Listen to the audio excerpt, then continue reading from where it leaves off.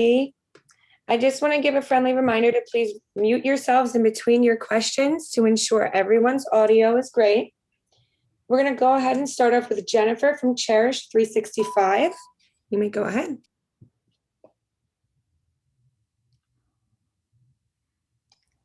Oh, it looks like maybe he's still connecting. Tim, we're going to start off with you with a Geek Daddy. You may go ahead. Hello, Tim Burns from ageekdaddy.com. I want to say that me and my son watched this movie together and he laughed throughout it. 12-year-old middle school humor. He just loved the movie. I really liked it too because of the daddy-daughter dynamic that something I'm somewhat going through with right now. My question is, in the very beginning of the movie, there's a scene with the son going through a phone book, which is something that I had to explain to my son what a phone book was. It's such a technology-focused show. Was there some other symbolism to that, similar to the way there was symbolism in the wooden animal that was shown throughout the story and kind of tied into the father-daughter dynamic? I think with that, I mean, that just comes from real life. I was an obsessive child, and I was like, I did that, except I did it about Dreamcast games. I would call Electronics Boutique and be like, hey, do you want to hear my opinions about Skies of Arcadia? I think it's a groundbreaking RPG. And they're like, kid, we don't have time for this right now. Like, I gotta sell Game Boys to moms, or whatever. Yeah. So unfortunately, there's no symbolism. It's just the tragic reality of my lonely childhood. Oh my God, that's amazing. Okay. All right, Amy from As the Bunny Hops.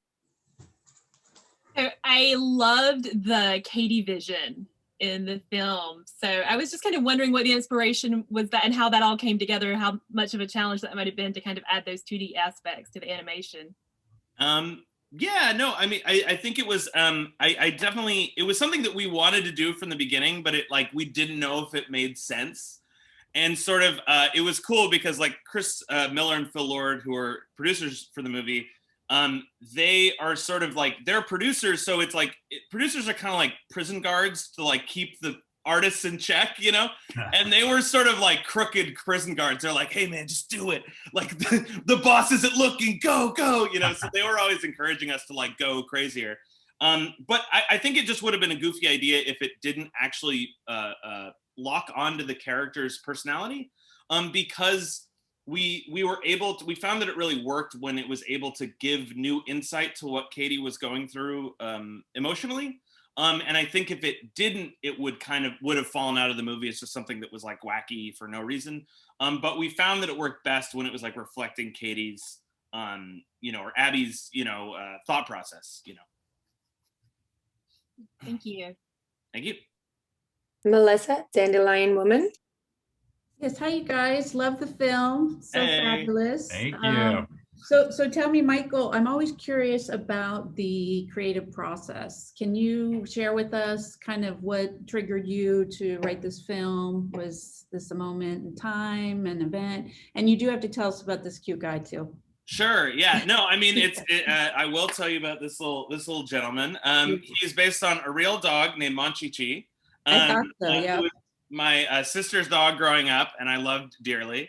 Okay. And so a lot of the elements of the movie were personal, and it started with, my family and basically because my family is a little, I sort of am open about oh yeah, we're kind of, we're nuts, hey. And I always found that I connected with people when I was when I admitted that, and because they were like, my family's nuts. I did, everyone seems like they've got it together. And I feel like no one does. And so we just wanted to have that in the movie. And just in terms of what sort of inspires, me or whatever, the whole movie is just working with people that we really love. It was awesome to work with Beck, who I've been watching on Saturday Night Live and skits. And he, every voice record for every line that's in the movie, there's 150 hilarious lines that he would just rattle off. And I would just be covering my mouth and throwing pens and stuff. Yeah, and that's largely in part because of Mike. He's so fun to record with. He's like, he laughs a lot and he encourages it. It's like, I don't think there's ever like a, you improvise and stuff and not everything's going to be funny, but I don't think he was ever like, okay, we're good. You know what I mean? Like he instilled a lot of confidence in me, and I'm sure I can speak for the other performers as well. So, well, he was easy because it was all great. And Beck is like every robot in the movie. Yeah. I was very excited to find that out as I watched. Well, thank you. I appreciate it. Fabulous film, you guys. Thank you. Jennifer from Cherish 365, you may go ahead. Thank you. Yes. Hi, I'm Jennifer Bourget. So I have a question, Michael, really mostly for you. My kids, it's so funny. We were watching this movie, and at the end of a movie, we like to talk about, what did you think about it? What did you take away? What, not like make it too serious or too heavy, but they're like, I don't want to say a little stressed about robots now, but they're kind of like, okay, the message is don't trust robots, Yeah. But what are you hoping that people and families really take away from this film? It's very corny. My answer for this is the most corny answer you can find, but it's true. The movie's very sincere. Like we're very sincere on the movie. But it's just that, basically it's hard to be a member of a family because it's sort of like, it's so easy to fight with your siblings or your parents or whatever, or like, oh, I'm not going to apologize, it's their fault, and it's hard to be magnanimous and say, you know what, I'm sorry, Dad, or, if your mom calls, to like take the time and answer the phone, and it's like, to me, really, if we can heal the nation, then I'd be happy. No, but if we could bring families together, that would be sort of like my ultimate, hope for the movie. And then with the side of, it's sort of like, it's all a joke, the robots, but there is a part of it where I'm like, hey kids, this is don't tell anyone, but they are coming. No, I don't really think they're coming, but I do think that even though technology is great and it's allowing us to talk, and I could talk to my parents during the pandemic, but there are also, legitimate, it's sucking our attention, and tech companies are not always have our best interest at heart. So, so I do think that those are sort of the main messages, I guess. I love that. And Kristen from Gen Y Mama. Hi, thank you. So my question, I'll say it to both Michael and Beck. So in the movie, we see Rick, who would really rather just live off the grid, take all the electronics away. And then Katie, who's always kind of viewing the world behind her screen. Where on the spectrum do you fall? Do you want to be totally off the grid, or do you need your phone in hand, constantly scrolling, constantly checking notifications? For me, I'm somewhere in the middle. I grew up with my mom, like I went to her outdoorsy camp growing up, and like we'd go to Colorado, go on road trips from Chicago to Colorado every summer, and we'd go there in the winter too for skiing and camping and hiking and stuff. So I love that. But there's so much creativity online, and like I came up through a sketch comedy group that got our start on YouTube at a time when that's kind of in the past now. But then people were like, "What is this?" And now I feel the same way about TikTok and Instagram, and it's a lot. So I don't know. I think I'm still looking for like balance in my life about like how to make it work for me, because it's a little overwhelming. So yeah, and I think the movie's really about is finding that balance. So I really relate to that. I'm definitely in the middle. Yeah, and I'm sort of I actually have been doing this thing recently with my wife where at night we're like, well, let's like lock up our phones for 4 hours and talk. And we found that like within 8 minutes we were having like the deepest, most intimate connection we've had in years, because it was like there's a lot of silence here. What's your childhood like? Jesus, So, but it, out of that like mild discomfort of like, whoa, what are we going to talk about? We were like, oh, it was crazy how much better the conversation was just not having our phones in the same room. That's incredible. That's awesome. Yeah. Thank you. Thank you. Amanda, Guide for Moms.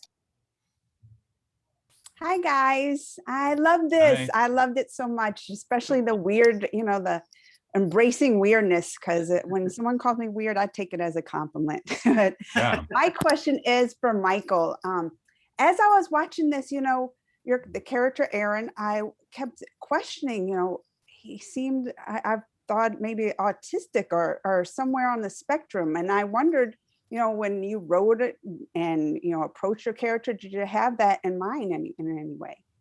It was definitely nothing that I mean, it's just observed from life, and that's what I was like as a kid. So maybe, I don't know if I am, but I do think that, sort of like, I do think that one thing we were trying to do is sort of like reflect real people and real families, however we could, so if someone takes that, great. It wasn't exactly what we were thinking when we did it, but we were also just like trying to like look at our lives and sort of, reflect that into the movie. So I don't know, but if you want to read it that way, great. Thank you. Thank you. Susie, Happy Mess Mom. Hi guys, I'm Susie from Happy Mess Moments. Just want to go back on the improv because Beck, I knew you were the voice of the robots, but I didn't know if it was every robot. I had to wait till the credits. Like, okay, he was all the robots because you gave it personality. Like each robot had some kind of personality. And going on the improv, did you have a script or did Mike allow you to have, to play with it? And Mike, how much did you allow your actors to have fun with their characters? I mean, he was very supportive of it. He really encouraged it. I mean, obviously the script was there. We got all the lines that were written. And I mean, the script really works. And again, it's like a great script that creates great improvisation, I think, that like creates so many ideas. It's such a clear, the joke of these robots trying to understand humanity and having the lack of intelligence, being so intelligent in one way and so unintelligent in another, is such a clear comedy dynamic. So it was so fun to improvise in that. Yeah, it was great. Yeah, from his very first audition, he would just like, because we had like a couple sides, where it's like, oh, try saying this. Here's a couple lines that the robots might say. And it was so fun to see him just like run with it. Where it's like after the end of the line, he did like 8 other lines because it was like he was really picking up on, oh, this is what's funny about that character.